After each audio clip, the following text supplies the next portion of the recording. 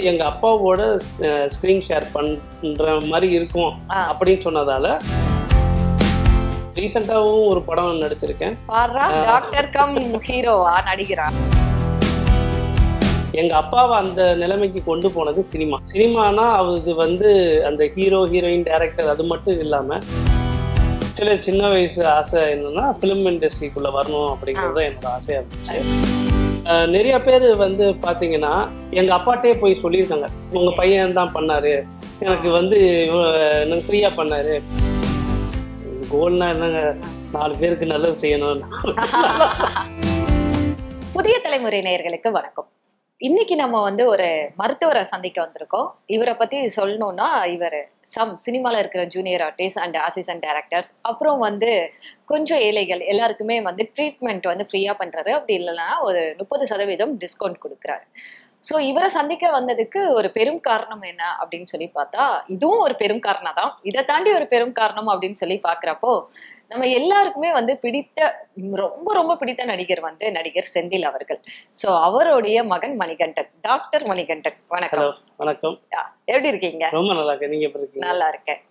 தென் doctor Manikandan அப்படின்னு சொல்றப்பயே ஒரு பெருமை, சந்தோஷம் உங்களை விட உங்க அப்பாவுக்கு அதிகமா இருக்கும்ல? கண்டிப்பா இருக்கும். ஏன்னா எங்க அப்பாவோட ஃபேமிலி பாத்தீங்கன்னா மேக்சிமம் டாக்டர் அளவுக்குலாம் யாருமே படிக்கல. டாக்டரோ இல்லை டாக்டரேட்டோ யாரும் பெருசா சின்ன லாயர்ஸ் இருக்கிறாங்க. ப்ளஸ் இந்த பிகாம் அந்த மாதிரி ஆர்ட்ஸ் டிகிரி ஹோல்டர்ஸ்லாம் நிறைய பேர் இருக்கிறாங்க. பட் ஆனால் ஒரு டாக்டரா ஃபர்ஸ்ட் எங்க அப்பாவோட பரம்பரையிலே வந்தது நான் தான். ஸோ அந்த ஒரு பெருமை அவருக்கு என்னைக்குமே. ஓகே, அப்போ நீங்க சின்ன வயசு ஆசை என்னன்னு கேட்டப்பே டாக்டர் தான் அப்படின்னு முடிவு பண்ணிட்டீங்களா? ஏன்னா அப்பா சினிமால இருக்கனால எப்பயாவது செட்டிங் ஸ்பாட் அது இதுன்னு போயிருப்பீங்க. ஆக்சுவலி சின்ன வயசு ஆசை என்னன்னா ஃபிலிம் இண்டஸ்ட்ரிக்குள்ள வரணும் அப்படிங்கிறது என்னோட ஆசையா இருந்துச்சு. பட் அப்பா வந்து கொஞ்சம் வற்புறுத்தி கேட்டதால அப்படியே அப்பதான் டாக்டருக்கு படிடா அப்படின்னா. எக்ஸாக்ட். ஓ சூப்பர் சூப்பர். ஏன் அவருக்கு வந்து அந்த ஆசை இருந்துச்சா, நம்ம பையன் வந்து டாக்டர் ஆகணும் அப்படின்னு சொல்லிட்டு? ஆமா, ஆக்சுவலா அவங்க பேக்ரவுண்ட்ல வந்து அந்த அளவு நான் ஏற்கனவே சொன்ன மாதிரி. ஆனா கடைசியில படிக்க போறது நீங்க தானே டாக்டருக்கு கஷ்டப்பட்டு. யாராச்சும் ஒருத்தர் படிக்கணும்ல, தம்பி படிக்க மாட்டேன் நான் ஆர்ட்ஸ் எடுத்துக்கிறேன் அப்படின்னு சொல்லிட்டேன். ஓகே, நான் வந்து பயாலஜி தான் எடுத்ததால நான் தான் ஒரே ஆளா இருந்தேன் டாக்டர் ஆகிறதுக்கு. ஒரு எலிஜிபிள் குரூப் எடுத்திருந்தேன். ஆயிட்டு. தென் உங்க கிளினிக் பேரே செந்தில் டென்டல் கிளினிக் இல்லையா? எஸ். அப்பா பேர். அதையே செலக்ட் பண்ணீங்க? அதையே செலக்ட் பண்ணீங்க அப்படின்னா என்னை இவ்வளவு தூரம் படிக்க வச்சிருக்காரு, ஒரு டாக்டர் ஆக்கியிருக்காரு. ஸோ அதனால அப்பாவோட பேரு வைக்கணும்னு சொல்லி வச்சிருக்கேன்.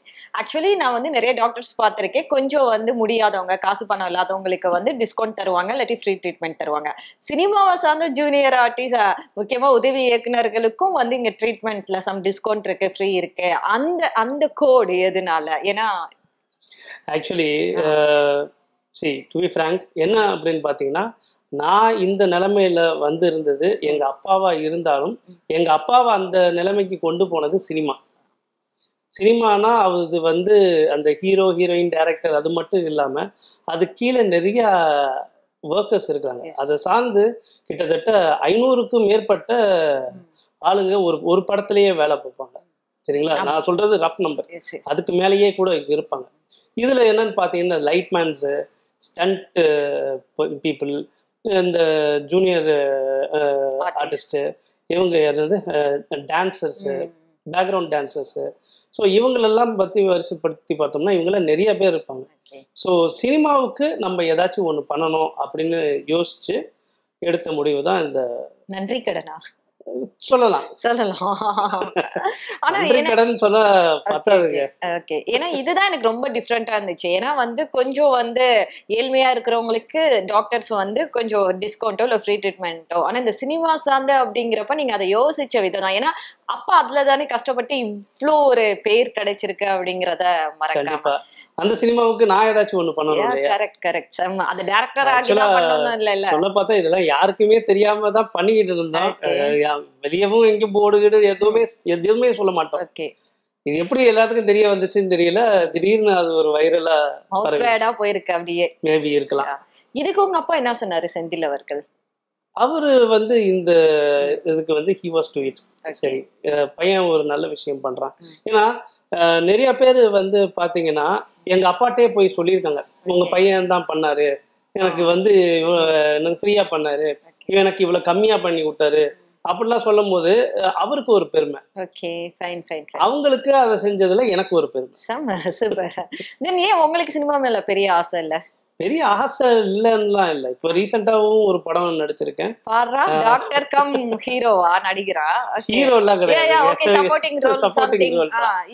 சோ இவரு மிஸ்டர் பாபி சிம்மா அண்ணா அவரோட தடை உடை அப்படிங்கிற ஒரு படத்துல நான் ஒரு சப்போர்ட்டிங் ரோலா பண்ணிருக்கேன். அது ஏன் அப்படி பண்ண அப்படின்னா, அதுல வந்து எங்க அப்பாவோட ஸ்கிரீன் ஷேர் பண்ற மாதிரி இருக்கும் அப்படின்னு சொன்னதால பண்ணியாச்சு. அது ஒரு ஆசை அப்பா கூட நடிக்கணும். இல்லங்க, இப்ப என்னன்னா, இப்போ நான் நடிகர் ஆகல, நான் என்னோட பேரனோ பேத்தியோ இவங்க எல்லாம் நாளை பின்ன கேட்கும் போது நீங்க நடிக்கலையா, நீங்க அவங்க கொளுத்த தவிர நீங்க பண்ணலையா, இப்படி பண்ணலையா இப்படி பண்ணலையா அப்படின்னு சொல்லும் போது நான் பண்ணியிருக்கேன் இங்க பாருங்க அப்படின்னு அப்பாவோட பண்ணியிருக்கேன் அப்படின்னு சொல்றதுல. உங்களுக்கு ஞாபகம் இருக்கா சின்ன வயசுல அப்பா கூட நிறைய ஷூட்டிங் ஸ்பாட் போயிருப்பீங்க, இன்னொன்னு நிறைய ஹீரோஸ் எல்லாம் வீட்டுக்கு வந்திருப்பாங்க, அது மாதிரி ஏதாவது மெமரிஸ்? ரெண்டுமே தப்பு. நான் நிறைய ஷூட்டிங் ஸ்பாட் போனதும் கிடையாது, நிறைய ஹீரோஸோ இல்ல ஆர்டிஸ்டோ பெரிய அளவுக்கு வீட்டுக்கு வந்து ஒரு சில பேர் வந்திருக்காங்க. அதுவும் சில இது இன்விடேஷன் வைக்கணும் அந்த மாதிரி ஒரு அபிஷியலாவும் பர்சனலான விஷயமா தான் வந்திருக்காங்களே தவிர ரொம்ப அன்அபிஷியலா யாரும் வீட்டுக்கு வரல. சோ அதான் அபிஷியல் வேற பர்சனல் வேற அப்படிங்கிறது இல்ல. ஓகே, செம. அதுவும் சோ ஸ்வீட் அப்படின்னு தான் சொல்லலாம். ஆனா உங்களுடைய பிரதர் வந்து சித்தே சிவா கிட்ட அசிஸ்டன்ட் டைரக்டர் இல்லையா? ஆமா, அவரு சித்தே சிவா சார் கிட்ட அசிஸ்டண்டா இருந்தாரு. அவரு வீரம்ல இருந்து ஒர்க் பண்ணி இப்போ ஆக்சுவலா கங்குவாவோட பிகினிங் வரைக்கும் அவங்க இருந்தாங்க. இப்போ he is trying his own script. Okay.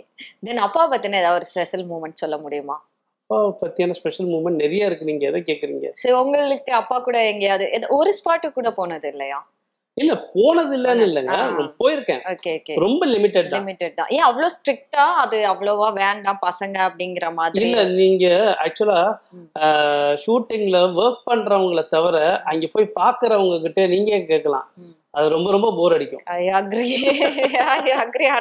வேலை பாக்குறவங்களுக்கு மும்மரமா இருப்பாங்க, அந்த அடுத்தடுத்த சீன் அவங்க ரெடி பண்றது எல்லாமே அந்த விஷயத்துல அவங்க மும்மரமா இருப்பாங்க. ஆனா ஒரு வேடிக்கையா போய் பாக்குறவங்க மிஞ்சி போனா 5 நிமிஷம் பார்ப்பாங்க, 10 நிமிஷம் பார்ப்பாங்க, அதுக்கு மேல பார்க்க முடியாது, பொறுமை இருக்காது.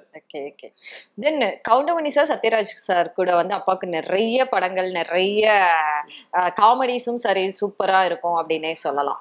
சோ இப்போ அப்பா அவங்க கூட எல்லாம் பேசுறாங்களா? நீங்க யாராவது ஃபேமிலி ஃப்ரெண்டா? பேசுறாங்க, பேசாமலாம் இல்ல, எல்லாமே நல்லா தான் பேசுறாங்க. ஃபேமிலி ஃப்ரெண்ட்னா எஸ், அப்சல்யூட்லி அவங்க ஒரு ஃப்ரெண்ட்.